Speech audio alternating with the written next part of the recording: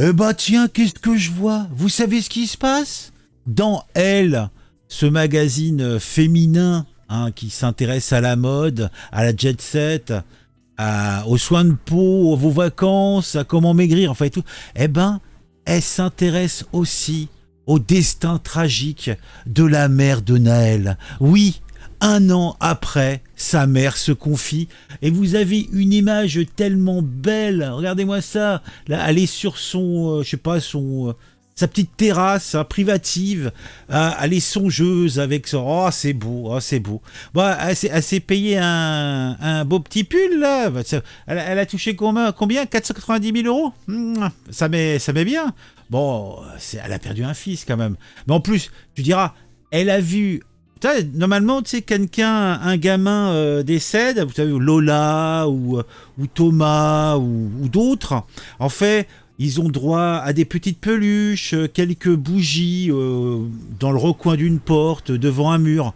Naël, lui, il a eu des immeubles qu'on cramait, des entrepôts, des voitures. C'est niveau bougie, c'était quand même quelque chose. Hein. Voilà. Donc, dans les pages de Elle, on a quelque chose qui m'arrache des trémolos dans la voix. Tu sais, Son fils a été tué par un tir de policier à Nanterre. Un drame qui a déclenché les émeutes de l'été 2023. Non, c'est beau. Bon, c'est derrière un paywall, donc on n'en saura pas plus. Mais, heureusement, on a F de Souche qui nous propose quelques extraits choisis. Et grâce à cela, nous allons pouvoir profiter. Puisque c'est un drame. Sachez-le, Mounia demande justice. C'est comme ça qu'elle s'appelle Mounia. Donc elle demande justice. Elle veut justice. Pour son fils Naël. Ce petit ange parti trop tôt. Hein, qui n'avait jamais rien fait. Il avait failli, avant de se prendre une balle, il avait seulement failli écrabouiller 2 personnes. Mais il les a pas écrasés. Ah bah oui. Ah, le refus d'obtempérer, son 5e, son 6e. Ah, ouais. Ah, il se pensait plus malin que les autres, hein, le petit Naël. Hein. Le petit ange. Et puis, pan, le petit ange. Affaire Naël, sa mère Mounia attend le procès et une condamnation, puis affirme qu'elle quittera la France. Je pense qu'elle peut se tamponner et se le fourrer dans le fion. Je pense que la condamnation, elle l'aura pas. Parce que bon, le mec, tu veux le condamner à quoi ? D'avoir dérapé, d'être tombé et t'avoir tiré. Je pense que c'est contestable. Et après, elle veut quitter la France. Je dis, pourquoi pas la quitter tout de suite ? Le procès aura lieu quand même, quoi qu'il arrive. Donc pourquoi s'emmerder ? Alors, qu'est-ce que ça nous dit ? Un enfant qu'elle a élevé seule. Elle a quitté le père au bout d'1 mois de grossesse après qu'il lui ait cassé 2 côtes. Déjà, on voit que c'est familial la violence. Hein. Bravo. Bravo. Un conjoint qui l'enfermait à clé quand il allait travailler pour ne pas qu'elle risque de croiser d'autres hommes. Elle est quoi ? Elle était un petit peu allumeuse, la Mounia ? C'est triste. Hein.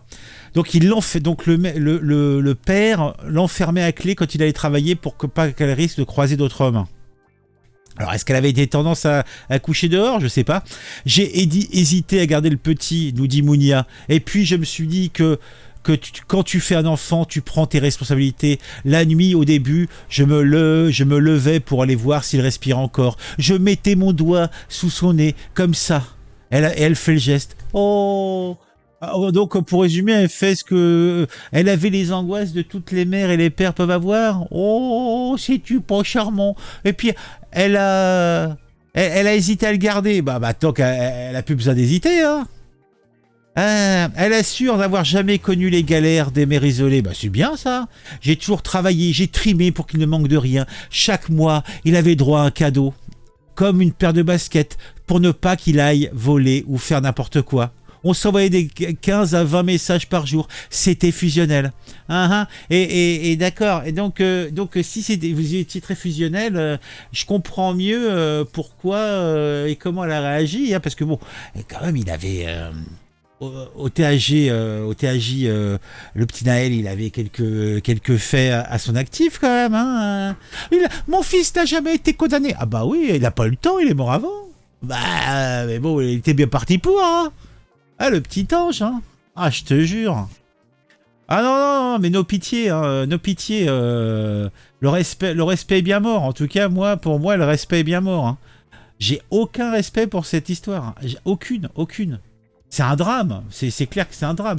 Mais qu'on aille pleurnicher dans les pages de Elle, moi, ça me... Et qu'on nous transforme ça... Là, c'est un petit peu comme que Jean-Marc Trogneux, là...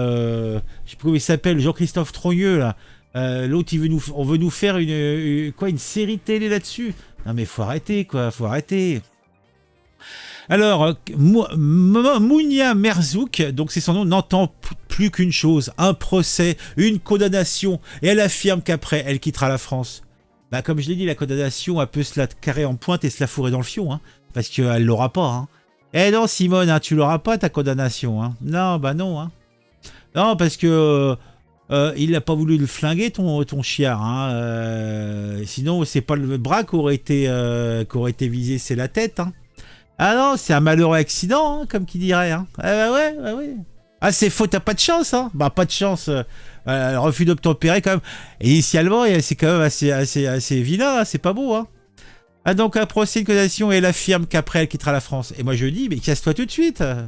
Ce policier a détruit 4 familles, la mienne, la sienne et celle de 2 gamins qui étaient dans la voiture et qui ont vu leur copain mourir. Je prends souvent de leurs nouvelles. Eux aussi, ils font des cauchemars. Oh, pauvre chaton. Oh, les pauvres chatons. Non mais sérieusement quoi, sérieusement. Non mais faut arrêter quoi. Les trémolos quoi. Putain mais quelle bande de... Ah ça me saoule quoi, il m'énerve. Le policier auteur du tir mortel a bénéficié d'une cagnotte de soutien lancée par le polémiste d'extrême droite Jean Messia. Oh, c'est un polémiste, il est d'extrême droite, il s'appelle Jean Messia. Oh, oh, oh. 85 000 donateurs ont réuni 1 600 000 euros. Oh, bah c'est pas le policier qui a... Déjà, c'est un mensonge honté. Le policier n'a pas bénéficié d'une cagnotte, c'est sa famille qui a bénéficié d'une cagnotte. Eh oui. De 1 600 000 euros. Ah, quand même, hein. Qu'est-ce que tu veux que je dise? C'est ça la France. Tu tues un arabe, tu deviens millionnaire. Oh, bah, il n'est pas mort parce qu'il était arabe. Il est mort parce qu'il avait fait un refus d'obtempérer, qu'il avait failli zigouiller plusieurs personnes, que c'était pas son premier coup d'essai, qu'il avait d'autres affaires sur le cul, que c'était un petit salopard. Voilà. Donc non, il est pas mort parce qu'il était arabe, il est mort parce que c'était un petit connard. Voilà. Eh oui. Bah, un petit ange, hein, c'est un synonyme. Ah, bah d'ailleurs, quand on a vu des vidéos où t'as ton fameux petit ange, il est en train de faire des roues arrière sur la route, là encore, il aurait pu renverser quelqu'un. Non mais en fait, il en avait, c'était un psychopathe, il avait aucune conscience des risques qui faisaient que lui il prenne des risques. D'ailleurs, il en est mort de prendre des risques, mais il aurait pu effectivement aussi tuer ses 2 copains dans sa bagnole. Il aurait pu écrabouiller quelqu'un, il aurait pu avec ses roues libres faire des trucs. Après, à ce qu'il paraît, il avait d'autres histoires, hein, un petit peu plus scabreuses encore. Non, non, non. Non, et puis, non, le petit ange, ça passe pas. Alors, si t'étais fusionnel avec ça, bon, bah, t'es mauvaise aussi, quoi, t'es mauvaise. Hein, et tu mérites à aucun moment qu'on soit de tout cœur avec toi. En tout cas, moi, je le suis pas. Hein, et toutes les conséquences que ça a eu, en plus, tu vas te mettre dans le giron des Traoré, encore pire. Hein. Tu te fais sucer la roue par les radicaux de gauche et tout ça.